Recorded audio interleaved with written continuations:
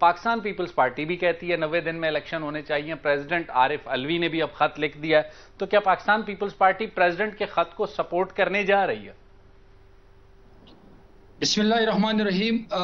Rain साहब, Pakistan peoples party जो उसकी स्टैंड है वो आईनी तकाज़ों की है, और वो ये है कि वक्त पे इलेक्शन हो और 90 डेज में इलेक्शन होना चाहिए।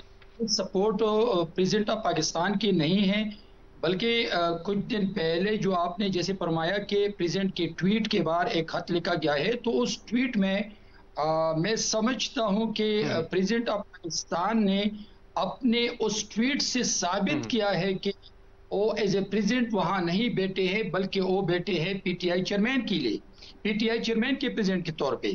तो मैं समझता हूं कि ट्वीट से तो पाकिस्तान की बहुत बड़ी हानि हो चुकी है पूरी दुनिया में। सुप्रीम कमांडर ऑफिस है और वहां पर हमने क्या मैसेज दिया है। लेकिन मैं आता हूं पाकिस्तान पीपल्स पार्टी लेकिन आज जो खत चले, ठीक है, ट्वीट के मामले पे कल भी निसार खोड़ो साहब ने पीपल्स पार्टी का मौक़िफ़ हमारे सामने रखा और उन्होंने कहा कि 23 सितंबर के बाद प्रेसिडेंट साहब को चाहिए कि अपनी मुद्दत पूरे होने पर घर चले जाएं। इखलाकी तौर पे मॉरल ग्राउंड की उन्होंने बात की, कोई पॉलिटिकल डिमांड नहीं की। आज का लेकिन जो खत है वो तो उस स्टांस को सपोर्ट करता है जो पाकिस्तान पीपल्स पार्टी का है। तो कल जब वो गलत थे, आपने तनकीद की, आज अगर वो आपके स्टांस के साथ हैं तो आपको तो उनकी हिमायत करनी चाहिए।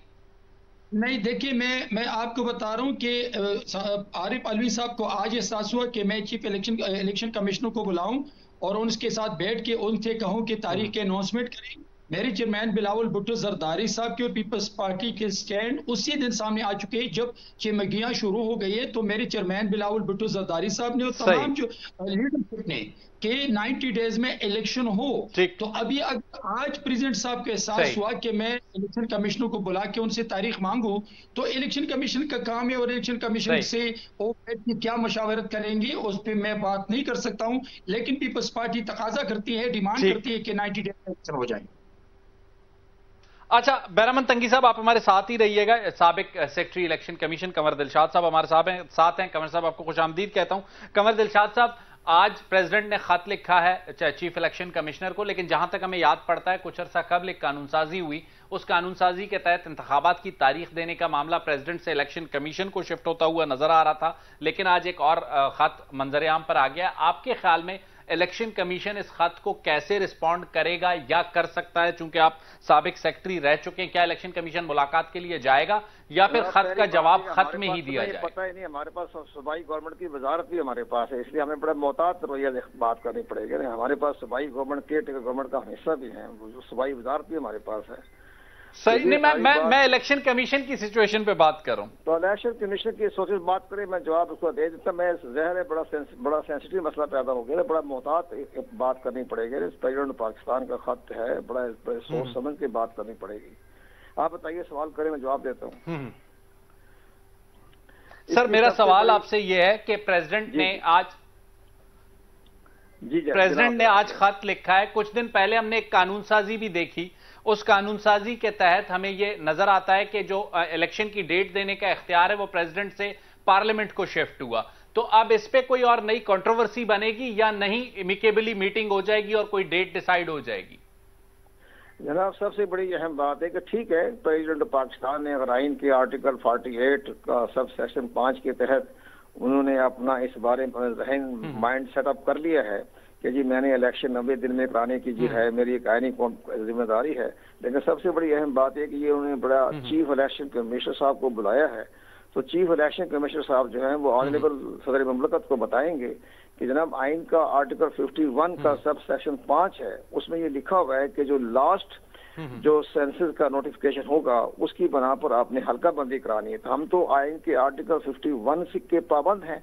हम तो आइन के आर्टिकल 51(5) के तहत हमने तो ये पहले अपने हल्का बंदियां करवानी है और हल्का बंदियां करवाने के बाद फिर इलेक्शन एक्ट का 2017 का सेक्शन 37 है, उसके तहत हमने इंतखाबी फरिश्ते मरतब करनी है। ये भी एक कानूनी जिम्मेदारी है। ये सारी बात जो है वो सदर मुमलकत को चीफ इलेक्शन कमिश्नर साहब कन्विंस करेंगे, बताएंगे कि जनाब हमारी भी आईनी और कानूनी मजबूरियां हैं और आपने जो हमें जो बुलाया है, ठीक है, सदर मुमलकत बुला सकते हैं आईनी किसी सरबराह को भी।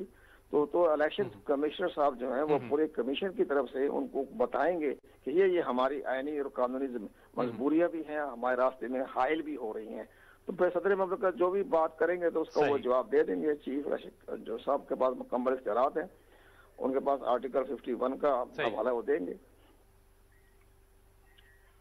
कमर दिलशाद साहब, एक सवाल और आपसे करना चाहूंगा। 90 दिन आइन की जरूरत है, जैसे आपने कहा कि हल्काबंदियां भी उसी आइन में जरूरी हैं, ये दोनों अहम मामलात हैं अपनी जगह पे, लेकिन कुछ ऐसी भी चहमगोइयां हो रही हैं कि 90 दिन का मामला 9 महीनों पे जा रहा है। ये जो 90 का हिस्सा है वो 9 मंथ्स तक भी जा सकता है। आप चूंकि सेक्रेटरी इलेक्शन कमीशन रहे, मिनिमम और मैक्सिमम टाइम इलेक्शन कमीशन को नई हल्काबंदियों के लिए कितना दरकार हो सकता है?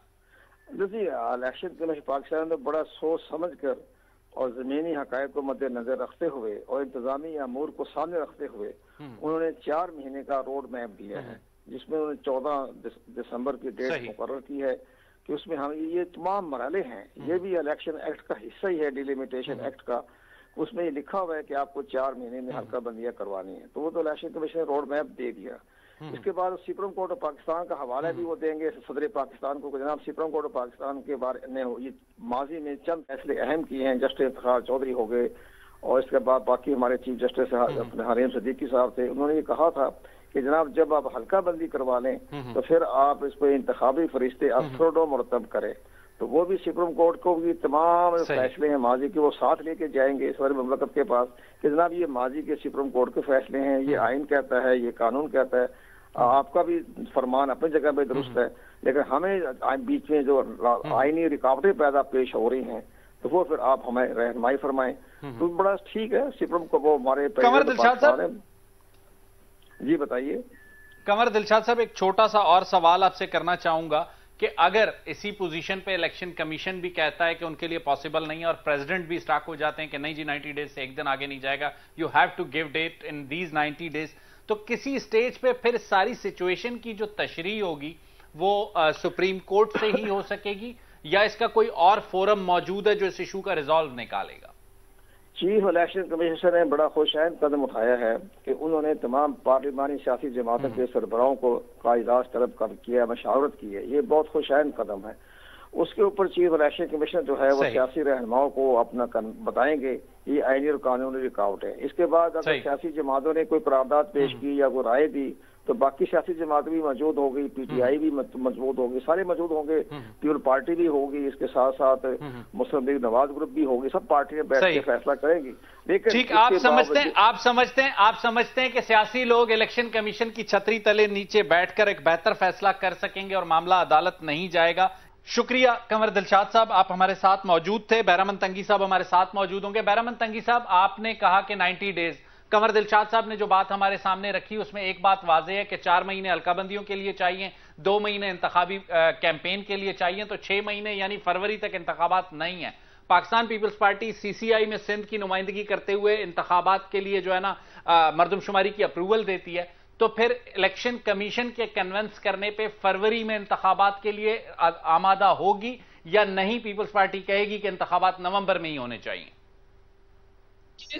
पाकिस्तान पीपल्स पार्टी हमेशा आईन और दस्तूर को देखकर मुतालिबा भी करती हैं और जब मुल्क और इदारों की बात आती है तो हमने कभी टकराव की सियासत नहीं की है। अभी इलेक्शन कमीशन ने तमाम पॉलिटिकल लीडरशिप को बुलाया है, उनके साथ मीटिंग करेंगे। तो मैं प्रेसिडेंट ऑफ पाकिस्तान के लेटर को, उस मीटिंग को ज्यादा अहमियत दूंगा जो प्रेसिडेंट ऑफ पाकिस्तान ने इलेक्शन कमीशन को बुला के उनके साथ मीटिंग करते हैं और उससे पूछेंगे कि आप ऐलान करें। लेकिन मैं समझता हूं कि अगर इलेक्शन कमीशन ने लीडरशिप को बुला के उनके साथ मीटिंग की है और मीटिंग करके कंसेंसस डेवलप करते हैं और तमाम लीडरशिप की रिजर्वेशन को, उनकी बात को सुन के एक फैसला करते हैं, तो मेरे ख्याल में ये बेहतर होगा प्रेसिडेंट ऑफ पाकिस्तान की मीटिंग से कि इसलिए कि सियासत करने की लीडरशिप को, सियासतदानों को, आने वाले इलेक्शन में सियासतदान और पार्टी हिस्सा लेंगे। तो मैं समझता हूं कि इलेक्शन कमीशन ने जो पॉलिटिशियन की जो मीटिंग की है उसको मैं तरजीह दूंगा। और ये है कि अभी जरूरत इस बात की है कि हम हर चीज को अपने अना का मसला ना बनाएं, बल्कि आगे की तरफ देके मुल्क को मजबूत कर लें और इलेक्टेड हुकूमत जितना ठीक हो गया। बैरामन तंगी साहब,